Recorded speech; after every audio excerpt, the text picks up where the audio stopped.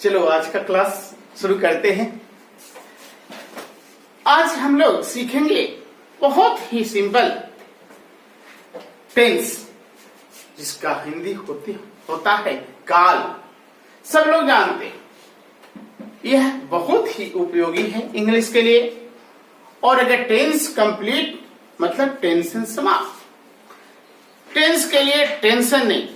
आज इस तरह से सीखेंगे कि पूरे जीवन हमारा टेंस हमेशा के लिए क्लियर हो जाए। तो आइए ऐसा सीखते हैं कि फिर कभी दोबारा टेंस का टेंशन नहीं रहे। सबसे पहले बात करेंगे टाइम की, क्योंकि अगर टाइम नहीं तो टेंस की सोच गलत है, सोच नहीं सकते। तो सबसे पहले बात करेंगे कि जब भी हम कभी टेंस की बात करते हैं तो टाइम की बात हो जाती है। तो क्या ये टाइम और टेंस दोनों एक ही है या फिर दोनों अलग अलग है? टाइम, सही कहा, टाइम अलग है और टेंस अलग है। अब आइए समझते हैं दोनों को, टाइम और टेंस को। तो सबसे पहले टाइम, टाइम क्या है? टाइम क्या है? टाइम, टाइम के बारे में कहते हैं yes a word, time is a word, time is a word. Time एक वर्ड है डिक्शनरी का, टाइम डिक्शनरी का वर्ड है, जिसका मतलब होता, जो मतलब कुछ नहीं होता, यह रेफर करता। टाइम इज ए वर्ड, कैसा वर्ड है जी? सिंपल वर्ड है, साधारण वर्ड है, simple word of a dictionary, simple of a word of a dictionary. शब्दकोश का एक सामान्य शब्द है, क्या बताता है? विच रेफर्स, जो बताता है, विच refers, expression of time, expression of duration, year, month, week, date, month, week, date, seasons, etc. Actually है कुछ नहीं, टाइम जो है एक कॉन्सेप्ट है, it's an universal concept, universal concept. क्या कह लिए? यूनिवर्सल, हाँ, यूनिवर्सल कंसेप्ट, विश्वव्यापी धारणा, विश्वव्यापी धारणा, जबकि पूरे विश्व में व्याप्त है। विश्वव्यापी, विश्वव्यापी धारणा है, विचार है, सार्वभौम विचार है, जिसे पूरी दुनिया मानती है। जिस तरह से हम यूनिट को, ये का ऐसा यूनिट जो है, किसी का मेजरमेंट का, वेट का, जैसे हम कहते हैं 1000 ग्राम बराबर 1 केजी ग्राम, ठीक उसी तरह से टाइम जो है इन सबको बताता है। क्या? Year, month, week, day, season, इन सब के नामों को बताता है। तो वह होता है टाइम। टाइम के बाद हम बात करेंगे टेंस की, टाइम के बाद हम बात करेंगे टेंस की। आखिर टाइम तो समझ लिए, फिर टेंस क्या है? टाइम के बाद टेंस की बात करते हैं, काल की बात करते हैं।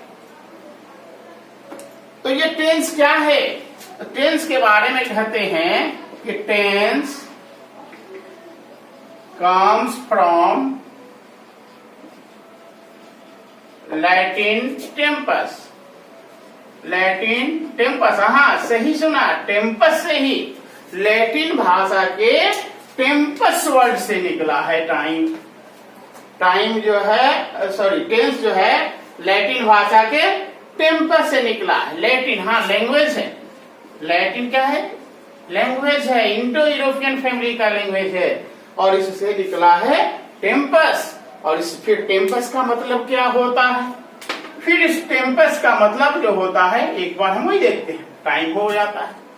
तो टेंस लैटिन भाषा के टेम्पस शब्द से निकला, जिसका मतलब टाइम होता है। अब डिफिनेशन की बात करते हैं, तो बहुत सारे डिफिनेशन है कि tense denotes form of a word, verb के फॉर्म को बताता है, बहुत कुछ बताता है, लेकिन हमारे लिए यह जो डिफिनीशन होगी वह होगी कि tense denotes time of an action. It denotes time of an action. Time of an action. तो कोई कहता है कि टेंस क्या है, तो हम कह सकते हैं time of an action means समय की अवस्था। समय की अवस्था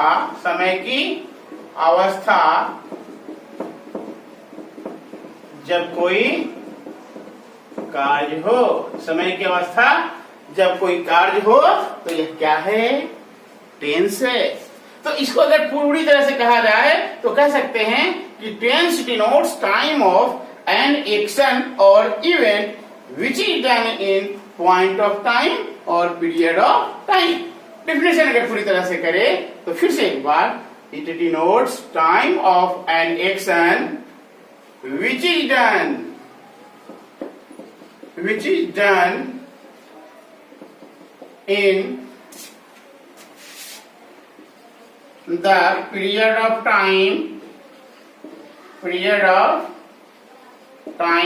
or point of time। तो अब क्लियर हो रहा है कि क्या है टेंस। तो tense time of an action which is done in period of time और पॉइंट ऑफ टाइम। लेकिन ऐसे अगर बात होती है नॉर्मल, क्या है टेंस है, क्या बताना हो टेंस को, तो सिंपल कहना है टाइम ऑफ एन एक्शन, समय की अवस्था, कार्य के समय को, टाइम ऑफ एन एक्शन उस काम के होने के समय को ही टेंस कहते हैं। कब किस समय में वह काम हुआ वह जो कहलाएगा वही टेंस है। तो फिर ऐसा कह सकते हैं, एक बार कह सकते हैं इसको आसानी से कि tense denotes time of an action, समय की वह अवस्था जब कोई कार्य या घटना होती है उसको टेंस कहते हैं। वैसे अलग अलग लोगों ने इसको अलग अलग तरीके से समझाया, लेकिन पहले ही बताया कि इसको इस तरह से समझ लेना है कि टेंशन खत्म। टेंस के लिए टेंशन नहीं लेना है, एक बार पढ़ना है, टेंशन खत्म। तो ये तो टेंस हो गई। अब जानेंगे इसके काइंड्स। पहले ही समझ है कि टेंस जो है वह टाइम भी बताता है, और यहाँ फिर बताया टाइम ऑफ एन एक्शन। तो अगर प्रेजेंट टाइम में कोई काम होती है तो प्रेजेंट टेंस, पास्ट टाइम में काम होती है तो पास्ट टेंस, और फ्यूचर टाइम में काम होती है तो फ्यूचर टेंस। हाँ बस वही, मतलब प्रेजेंट टेंस हुआ तो प्रेजेंट टाइम हुआ present tense, past time past tense, future time future tense. अब फिर से एक बार क्लियर हो गया कि टेंस जो है वो टाइम को ही लेके आता है। इसका मतलब है कि टाइम और टेंस में रिलेशन है, लेकिन टाइम अलग है और टेंस अलग है। दोनों दो चीज है, लेकिन दोनों में रिलेशन है। तो प्रेजेंट टाइम में प्रेजेंट टेंस, पास्ट टाइम में पास्ट टेंस, और फ्यूचर टाइम में फ्यूचर टेंस। अब इसके बाद में वही देखते हैं kinds of tense. Kinds of tense,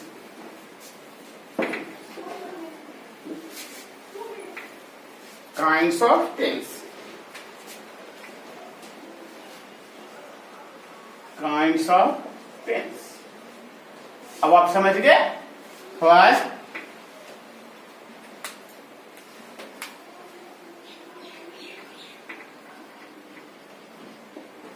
present tense, second one past tense, and last one और third one future tense, future tense। अभी हमने समझा कि यह काम प्रेजेंट टाइम में होगा, यह पास्ट टाइम में होगा, और ये फ्यूचर टाइम में होगा। कब होगा? फ्यूचर टाइम में होगा। मतलब अगर प्रेजेंट टाइम में होता है प्रेजेंट टेंस, पास्ट टाइम में होता है पास्ट टेंस, और फ्यूचर टाइम में हो तो फिर फ्यूचर टेंस। तो अब तक हमने देखा कि टेंस 3 होते हैं, लेकिन मॉडर्न इंग्लिश के अनुसार। लेकिन उसके पहले देखेंगे पेडोलॉजी क्या कहता है। सबसे पहले तो पास्ट टेंस हुआ था, फिर प्रेजेंट हुआ था, फिर फ्यूचर हुआ था, तो पहले पास्ट को होना चाहिए। लेकिन किसी भी चीज को समझने के लिए जो होता है, सामने जो प्रेजेंट में कुछ घटना घटती है तो उसको हम आसानी से समझ लेते हैं। इसलिए सबसे पहले हम प्रेजेंट को पढ़ते हैं, उसके बाद पास्ट को पढ़ते हैं और फिर फ्यूचर को पढ़ते हैं। समझ लीजिए, आपके साथ कोई घटना हो जाती है, आपको कोई मार देता है और आप क्या करते हो, आप कर बताते हो किसी को उसने मारा। अब वो कैसे अंदाजा लगाएगा, कैसे अनुमान लगाएगा कितना तेज मारा।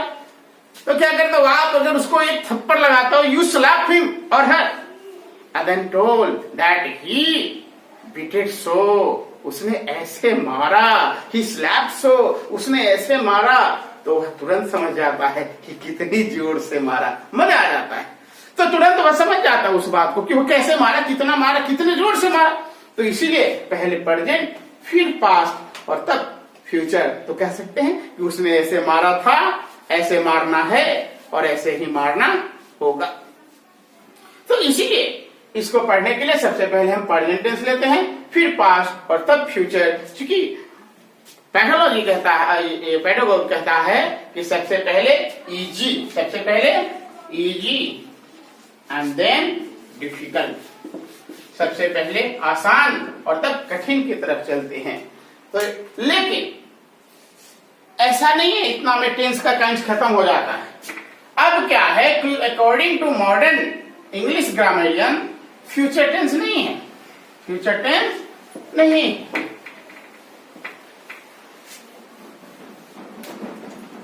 मॉडर्न ग्रामर के हिसाब से, मॉडर्न ग्रामर के हिसाब से ये there are two kinds, there are two kinds. First, present tense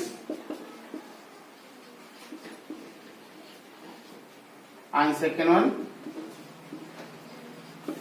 past tense. Present tense और past tense. तो इनकी जो सोच है वो है कि अगर, क्योंकि हमने अभी क्या कुछ लोग कहते हैं कि टेंस जो है वो वर्ब का फॉर्म है, तो वर्ब के फॉर्म को देखिए तो वर्ब के फॉर्म होते हैं V1, V2, V3, V4 and V5। V1 हो गया प्रेजेंट टेंस प्लूरल, V2 की बात करें तो यह पास्ट टेंस आ जाता है, V3 की बात करते तो पास्ट पार्टिसिपल है, पास्ट पार्टिसिपल, हाँ V3 पास्ट पार्टिसिपल, V4 वही present participle, present participle, present participle, और V5 present tense singular, present tense singular, present tense singular. हम ये देख सकते हैं कि कहीं भी फ्यूचर टेंस नहीं है, फ्यूचर का कोई फॉर्म नहीं है। इसी को बेस लेकर रैंडल्फ क्विर्क और सिडनी ग्रीनम, रैंडल्फ क्विर्क और सिडनी ग्रीनम कहते हैं कि यहाँ फ्यूचर टेंस नहीं होता। थॉमसन और मार्टिनेट की जब बात करते हैं तो वह बोलते हैं कि एक और टेंस होता है कंडीशनल, लेकिन हम लोग वह मूल जो है थ्री प्रेजेंट, पास्ट और फ्यूचर, इन तीन को पढ़ेंगे, यह तीन को जानेंगे कि प्रेजेंट टेंस क्या है, पास्ट टेंस क्या है, फ्यूचर टेंस क्या है और इन तीनों का एप्लीकेशंस क्या है।